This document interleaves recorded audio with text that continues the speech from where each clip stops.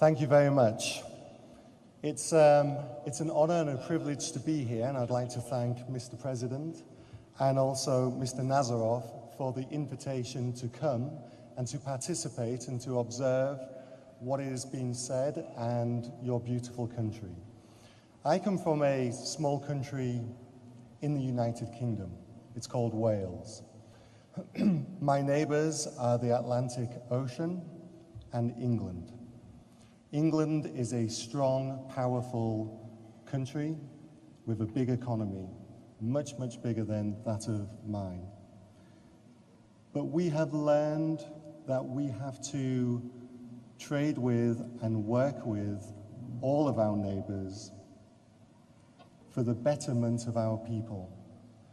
And I'm truly impressed at the vision of your president in the fact that he is not closing his eyes to East or West, but actually he is open to trade and open to negotiations with East and West, which is crucial because geographically, Moldova has been placed as a bridge between East and West. You did not choose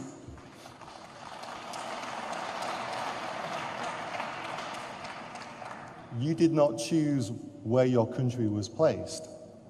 It's a fact. So you must have the wisdom to make the best of your position. Now, one of the questions I've been wondering whilst learning about Moldova is why is it that politicians who have full autonomy and full sovereignty over their nation, why would they choose or wish to give away that power and that sovereignty to unelected bureaucrats in Brussels?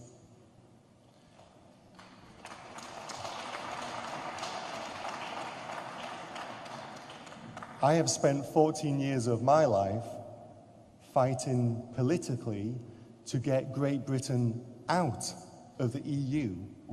And to me, it seems very strange that politicians would want to go in as the 5th biggest economy in the world is choosing to leave. Now,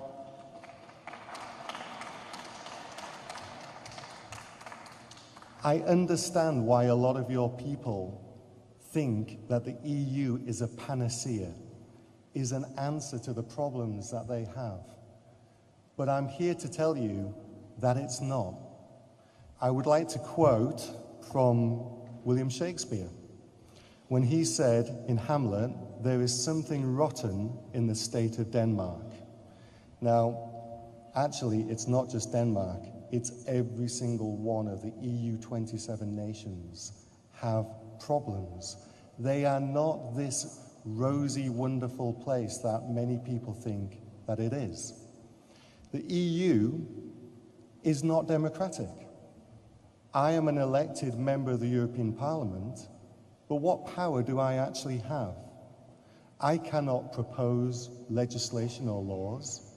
I can only rubber stamp them. They come from an unelected bureaucracy of people, commissioners, and thousands of bureaucrats who work for them, who spend all day dreaming up more and more rules and red tape and legislation. If you want your country to succeed, you need to be cutting red tape and legislation. You need to make it easier for business to succeed and easier for your people to start their own companies if that's what they wish to do.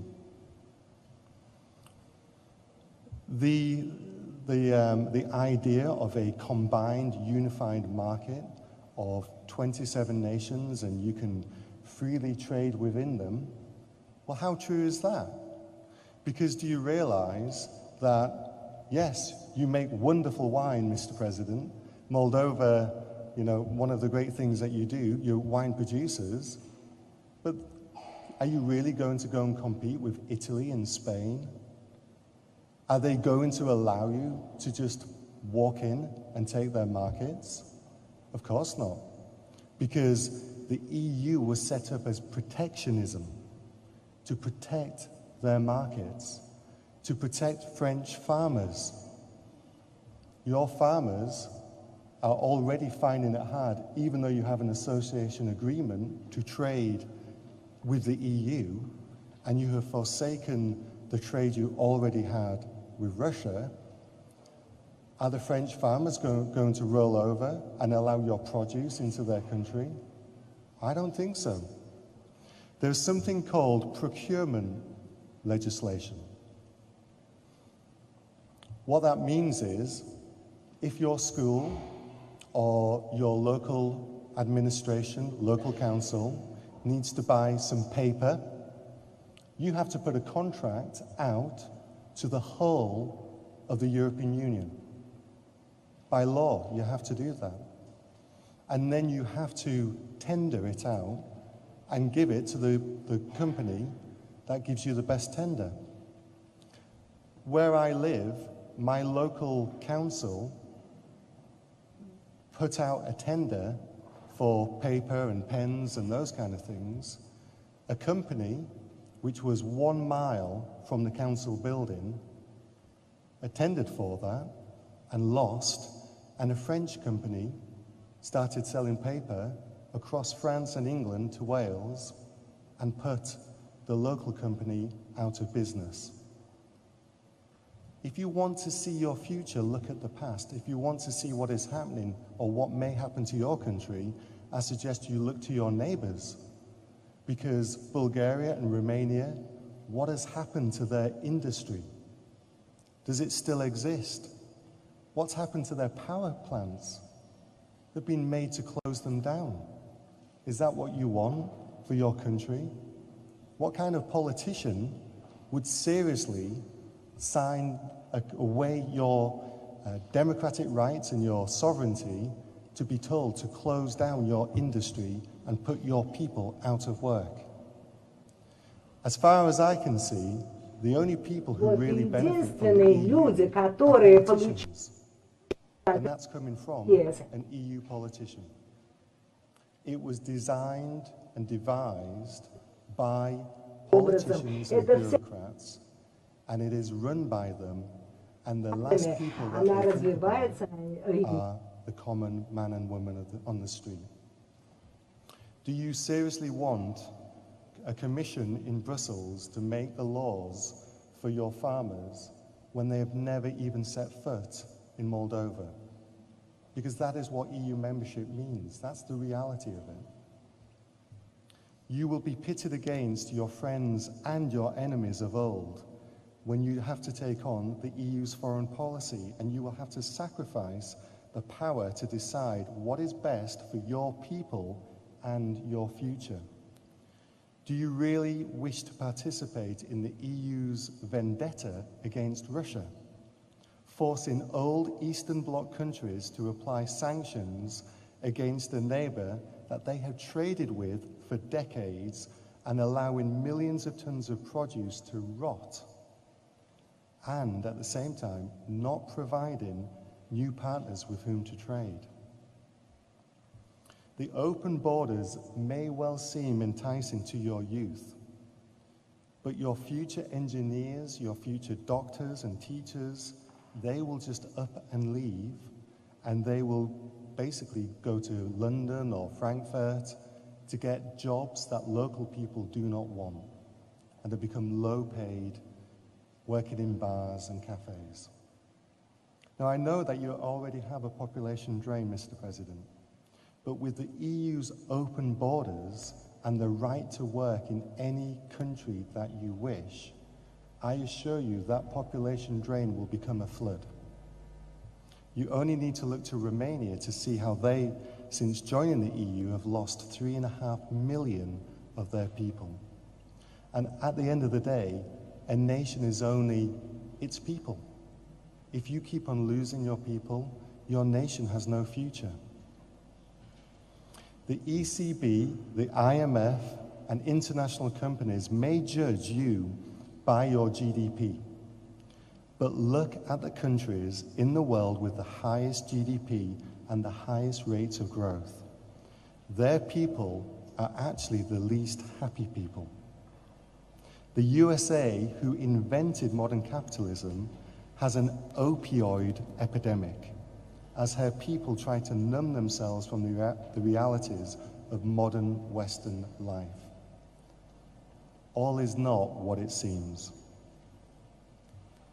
You do want better welfare, boosted employment and stability. I understand that. And you want the chance to flourish. But instead of planning your own future, by joining the EU, you would be joining a one-size-fits-all bureaucracy. And it's becoming a federal system. The goal for the European Union is to become the United States of Europe, a federal government. Where would a small country like Moldova stand? How much power, how much voice would you have at the table? I assure you, not very much, because Great Britain left because one of the reasons was we had no say. I implore you, yes, trade with Europe. This is essential. It's vital to continue positive and prosperous relations, not just with your neighbors, but around the entire world. Please remember that China, the USA, Japan, they are not members of the EU, but they all trade with the EU. And they are doing very well as well. Moldova can do the same. I know they can. In Brussels, you cannot have it both ways. It's their way or no way at all. You only need to look at how two proud countries, Hungary and Poland, are now being treated as a pariah state within the European Union. Only a couple of weeks ago, in the European Parliament, we voted to start Article 7, which basically strips Hungary of its right to vote. Listen to what I just said. A democracy, a democratic union, is going to take away the voting rights of one of its members as a punishment. And why? What are they being punished for? Well, actually, they're being punished because they chose to stand up against the EU and refuse to allow a never-ending stream of economic migrants into their country. They did not want to change the demography and the makeup of their nations. Their presidents stood up, and they stood up to the EU, to all of these countries, and said, no. And they didn't like it. If you join the EU, you would be forced to adopt the euro. The euro is a currency in crisis. You may not think that because after the crisis of 2008, it's gone out of the headlines. But it's only doing well right now because they are printing billions and billions of euros of made-up money through quantitative easing. There will be a day of reckoning. The euro was built on a foundation of sand. It cannot survive.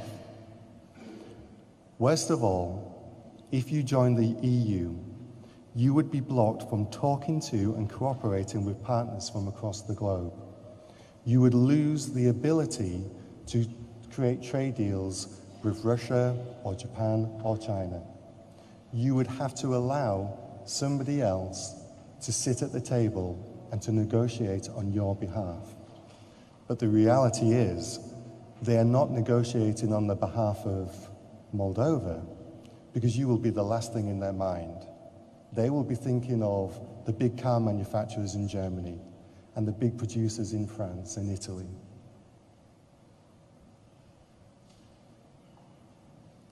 I would implore all Moldovans to ask themselves this question. If your politicians are asking and pushing to join the European Union, why? Who will actually benefit from such a move? Will it be the people, or will it be the politicians themselves who get to go on trade visits and get to go all over Europe and be treated like very important people, forgetting the people that voted them in and the people that hoped that they would build Moldova as a strong and a successful country. Trade with the world, refuse to get embroiled in their arguments and their wars, and make building your infrastructure and creating meaningful jobs your #1 priority. And let the other EU leaders trot off to their monthly summits as impotent puppets in a disaster play. I have 5 children, and one of my daughters is at school right now. And girls have a very different dynamic to boys. So my sons, they have no problems at all. But my daughters, they have issues with friends and best friends, and it's very strange for me as a man to understand what's going on. But often, their friends will say, if you want to be my friend, you cannot be her friend. And as a father, I say to my daughter, no true friend would ever ask you to pick. If the EU is asking you to pick your friends, they are not your true friend. I believe in Moldova. I know that you have a president who believes in your country, in your capabilities. And I know that your future is much greater than your past. Your greatest years are not behind you. They are actually in front of you. But you need politicians and leaders with vision. Vision to call businessmen from around the world to come here to see the benefits of this country and to invest in the country and the people. And at the end of the day, it's the people that matter, because they are who we as politicians should be serving. Thank you for the opportunity to be here. Спасибо. I am absolutely amazed.